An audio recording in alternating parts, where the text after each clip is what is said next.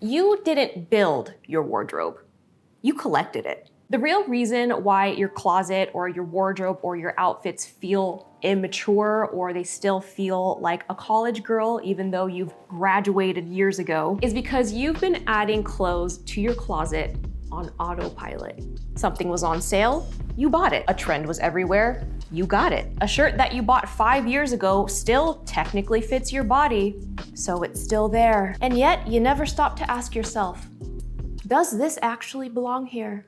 And if you've never approached your wardrobe that way, and honestly most people haven't, that is why when you walk into your closet, things just feel off. That's the whole problem, and I'm gonna break it down for you today. In today's video, I'm going to give you 5 specific reasons why your wardrobe or your outfits might still feel a little bit immature, why they might still read as college girl instead of classy, cultured, and considered. I guarantee you there's at least 2 or 3 things on this list that are currently sitting in your closet right now. The first reason is probably the most common, and it's also something that I never see anyone talk about. You are still wearing things just because they still fit, not because they belong, but because they just still fit. There's a gigantic difference between the two. Fit is physical. Something physically fits your body. Belonging is intentional. It's a mindset. I want you to think about what's in your closet right now, and I want you to think about all of the pieces that are in there because getting rid of it would just feel wasteful. Those jeans that you got your sophomore year of college that still technically fit. That hoodie that you got in high school and it's perfectly comfortable, so it's still there. The dress you wore to like one house party, but you wore it once and it fits, so it's still sitting there in your closet. You do not love these pieces. You don't reach for them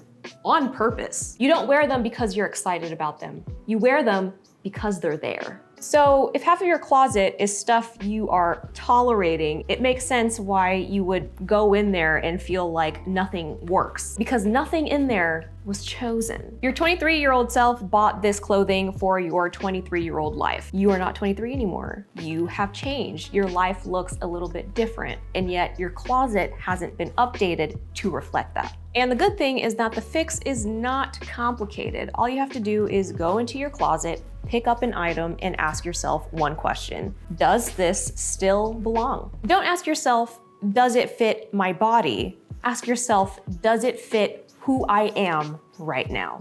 And if the answer isn't a yes, you know what to do, girls. I also want to make a quick note that getting rid of something sounds so aggressive and so negative, but it doesn't need to be a negative thing. It doesn't need to feel like something that is a wasteful experience or a wasteful action. Sometimes getting rid of something in your possession just means giving it to your mom or giving it to a friend or another family member. Sometimes it means donating it to someone who could use it more and appreciate it more than you do. Don't see the item as trash to be someone else's treasure. You know what I'm saying? See it as an item that you think would go to someone who would admire it or have a better use for it or something like that. You know what I mean? The second reason why your wardrobe feels immature is because you have never experimented with different silhouettes.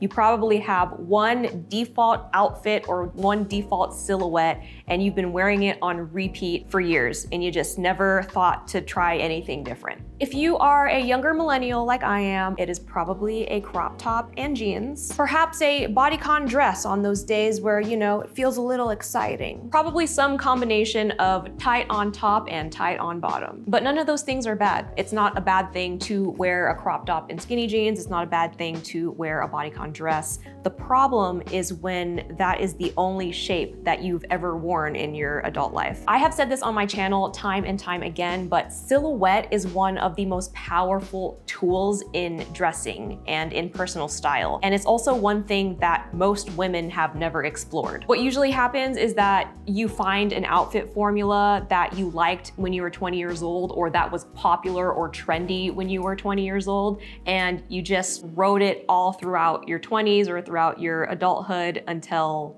now. The women whose style you admire, you're probably thinking like, wow, she has it all figured out. And 9 times out of 10, I promise you, it's not because they have constructed the perfect outfit ever. It's simply because those women know how they want to occupy space. They know which silhouettes they like, they know which silhouettes they don't feel comfortable in, they know which ones they do feel comfortable in, and that knowledge only comes from trying a bunch of different things. When I was in my early, mid, honestly even my late 20s, all throughout my 20s, I would have never worn like a top like this, but you know, in my 30s, I experimented with silhouettes more. This top has a really unique shape. It creates a really unique silhouette, and I found out that I really like tops like this. And I would have never figured that out if I didn't try it on. Allow yourself to be curious, allow yourself to try different things, and allow yourself to experiment. By the way, this top is from Banana Republic. I will link it in the description box down below if you are interested. And I want to clarify that the fix here does not require an entire new wardrobe. It simply means exploration, experimentation. The next time you go shopping, try a few things that you would have never tried before. Sometimes you're gonna try it on and you're gonna hate it, but sometimes you're gonna try it on and you're gonna absolutely love it. And sometimes you're gonna try it and you're like, this is interesting. Maybe it needs a shorter sleeve, or maybe it needs a longer cut on me or something like that. Regardless, all of that information is still useful even if it doesn't work for you. You know, that's just information to keep in the back of your mind. Either way, you're gonna learn something about yourself, and that is how you actually start building personal style as opposed to just wearing clothes. This next one is subtle, but it is very real. Cheap fabrics read to the eye and to the mind as immature. And I don't mean cheap as in inexpensive, I mean cheap as low quality. And those are not necessarily the same thing. There are reasonably priced pieces that are made from fabrics that hold their shape, drape well, and look like they were chosen on purpose. And you can find great high quality pieces for more affordable prices in places like secondhand shops and vintage shops. In my opinion, a huge part of what makes an outfit look mature or sophisticated is texture and structure. When you're wearing fabrics that are substantial, like a good linen or cotton, or even a well-made knit, your outfit as a whole looks very considered. It looks very sophisticated. Now, when you are wearing something that feels scratchy and it feels very thin and it feels flat, not even a great silhouette would be able to save that outfit. This does not mean replacing everything that you own with luxury pieces from luxury designer brands. What this means is that as you are building or editing your wardrobe or your personal style, one thing that you definitely should consider is fabric quality. It should definitely be part of what you're evaluating whenever you're editing your wardrobe. So before you buy something, hold it up, see how it feels, bring it up to the light. You know, is it thin? Is it crinkly? You know, how is it gonna feel on your body? How is it going to look on your body? Quality does have like a certain look to it, and once you start noticing it, you'll never stop seeing it. The thing with spotting quality is that it's not necessarily intuitive. It is kind of like a skill that you build up over time. I do have a video that I uploaded a few months ago about how to recognize high quality clothing, and if you're interested in that video, I will leave it right up here in the cards and in the description box down below. Another reason why your outfits might still feel immature is because your body has changed, but your clothes haven't. Your body right now is probably not the same body that bought all of those clothes 10 years ago. And I don't mean that as a criticism. Bodies change. That is just something that they do. And when you are in, you know, especially your 20s, your body changes a lot. Maybe you fill out in a certain area, or you lose something in another area. Maybe you have gotten stronger, or perhaps you have simply changed your idea of what is comfortable for you at this point in time. You know, when I was in my early 20s, I was like, yeah, let's wear 5-inch stilettos. And now that's just not happening. Like, I am a kitten heel woman. I'm not wearing 5-inch stilettos at this point in my life. We're not doing that. Or maybe you are, I'm not. All of these changes are completely normal. That is just life. That is part of being a human being. That's what happens when you're living. La vida loca. I didn't need to do that. The problem is that a lot of people do not match their wardrobes to match the body that they are in right now. And a lot of the time, that is simply because we just haven't thought about it. Clothes that were purchased for a previous version of your body, sometimes they just don't do what they need to do for the body that you currently have right now. That's not a good thing or a bad thing. That's not positive or negative. Sometimes that is just what happens when you grow up. And again, this does not necessarily mean going through your closet, getting rid of everything and replacing it. That's not what I'm saying here. Sometimes it is as simple as just taking something to a tailor. If your body has changed and something still technically fits you, but it doesn't necessarily serve you, you know, it's not doing what it needs to do in the way that it did for the previous version of your body, there's something to consider there. You know what I'm saying?